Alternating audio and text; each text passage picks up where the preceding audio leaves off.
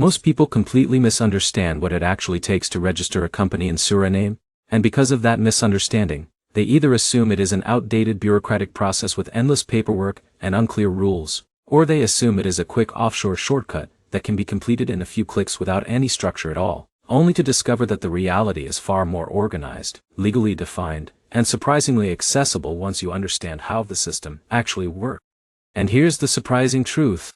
Suriname is one of the lesser-known business jurisdictions in South America, but it has a structured legal system for company formation that is based on Dutch civil law traditions, with formal registration processes, clear corporate classifications, and defined compliance requirements that make it stable and predictable once you follow the correct steps.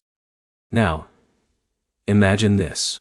Michael, a 38-year-old entrepreneur from Miami, runs a small digital consulting firm that helps online businesses optimize their international payment systems and expand into emerging markets.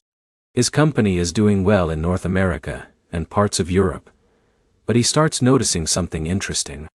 A growing number of his clients are asking about Caribbean and South American expansion strategies, and one country keeps coming up in discussions with international partners: Suriname.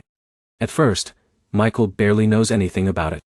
It is not a common jurisdiction in mainstream business conversations. But the more he looks into it, the more intriguing it becomes. Strategic geographic position. Access to regional markets. A developing but structured corporate system. And a legal framework influenced by Dutch commercial law that provides predictable company registration rules. Michael assumes setting up a company there will be either extremely complicated or extremely informal. But when he begins researching, he encounters something unexpected. A formal company registration system managed through the Suriname Chamber of Commerce and Industry, known locally as the CFATWAR, and structured legal entities that resemble limited liability companies, often referred to as NV or BV structures, depending on the configuration. But there is a problem. The information online is inconsistent, outdated, and often incomplete. Some sources suggest Suriname is not suitable for foreign entrepreneurs. Others claim it is an offshore-friendly jurisdiction with minimal requirements. And Michael finds himself stuck between two extremes, unable to understand what is actually real. And this is exactly where most people get confused. But everything changes when he speaks with Sarah. Zara is an international business formation advisor who specializes in Latin American and Caribbean jurisdictions. She has helped foreign founders set up companies in multiple countries, including Suriname, Panama, and the Dominican Republic. And she tells Michael something that immediately reframes his entire understanding.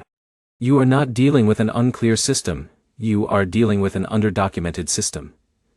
The structure exists, you just need the correct sequence. And that is the turning point. Because Suriname company registration is not random. It follows legal steps. It follows institutional procedures. And once you understand the structure, the process becomes logical. But here's where things get interesting. Before you even talk about registering a company in Suriname, you need to understand something important. The term LLC is not used in the same way in Suriname as it is in the United States. Instead, businesses are typically formed under legal structures, such as a Naamloos Vennootschap, NV, which is similar to a public limited company, or a Besloten Vennootschap, BV, which is closer to a private limited company structure. And for most small and medium foreign entrepreneurs, the BV structure is the closest equivalent to an LLC. Now Sarah explains this clearly to Michael. If you are thinking in US terms, your closest match is the BV structure. That is your liability protection framework. And that immediately simplifies everything. Because now Michael is not searching for the wrong category. He is working within the correct legal system. And this leads to the first step: choosing a company structure and understanding legal classification. In Suriname, your company structure determines everything: ownership rights, liability protection, tax obligations, reporting requirements, and even how the company is viewed by financial institutions. Michael initially assumes this is just a formality, but Sarah corrects him. This is not a formality. This is your legal identity in the country. And that shifts his mindset immediately. Because now he understands that structure is not optional. It defines everything that comes after. But here's where things become more practical. The next step is company name registration. In Suriname, company names must be approved through the Chamber of Commerce system. The name must be unique, compliant, and not misleading in relation to existing registered entities. Michael proposes a name similar to his US brand. But Sarah advises caution. In smaller jurisdictions, name conflicts are more common than you think. You need to verify availability carefully before proceeding. So they submit the name for approval. And then they wait. And during that waiting period, something important happens. Michael begins to understand that international company formation is not about speed. It is about legal alignment. And Suriname is no different. Once the name is approved, the next step is drafting incorporation documents.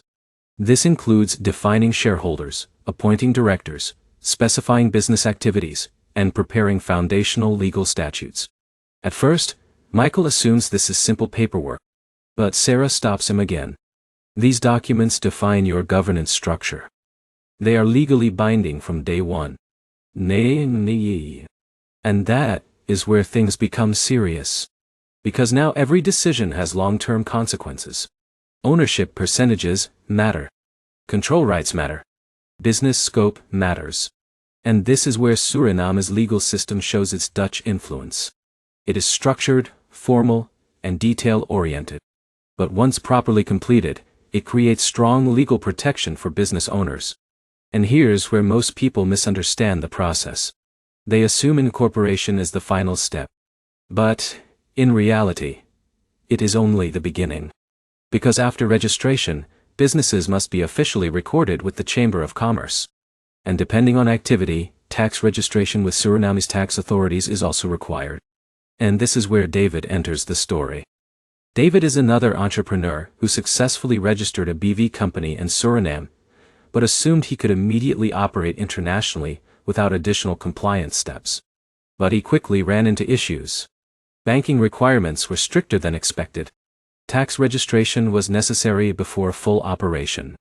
And local documentation needed ongoing updates. And that slowed him down significantly. Michael learns from this early and prepares properly. Because one of the most important post-registration steps is banking. In Suriname, opening a corporate bank account requires documentation that proves legal existence, business activity, and identity, verification of directors and shareholders. Banks conduct due diligence to ensure compliance with anti-money laundering regulations. Michael prepares carefully. Business plan. Identity documents. Company registration proof. Operational explanation. Everything aligned. And this is where preparation makes the difference. Because once banking is approved, the company becomes fully operational. But here's the deeper insight most people miss. Suriname's company formation system is not designed for speed. It is designed for legal clarity and institutional stability. It is influenced by civil law traditions that prioritize documentation, structure, and formal compliance over rapid informal setup. And once Michael understands that, everything makes sense. Now imagine Michael a few months later. His Suriname BV company is officially registered. His banking is active. He is using the structure to support regional consulting projects and cross-border advisory work in Latin America and the Caribbean. And what once felt like a confusing offshore jurisdiction now feels like a structured, legally stable business base. And that is the identity shift. From confusion to clarity. From assumptions to structure. From uncertainty to execution. But before we finish, there is one final question worth addressing. What mistakes do most people make when registering a company in Suriname?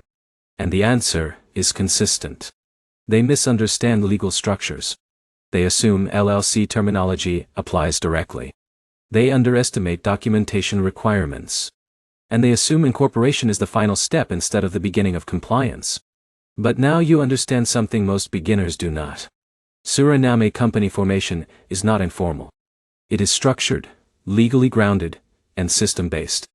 And when you follow that structure step by step, The process becomes clear, predictable, and surprisingly effective for international business use. So if you are considering registering a company in Suriname, the most important takeaway is this.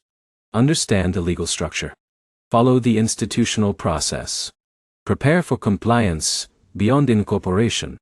Because once you do, you gain access to a jurisdiction that is often overlooked but strategically positioned for regional business expansion. And what once looked confusing becomes a structured pathway into international opportunity. If you found this guide helpful and want more deep, practical breakdowns of global company formation and cross-border business strategies, make sure to subscribe to the channel. Because the more you understand these systems, the more confidently you can build beyond borders. And now you are no longer looking at Suriname company registration as a vague offshore idea. You are seeing it as a structured legal framework with real business potential. And that changes everything.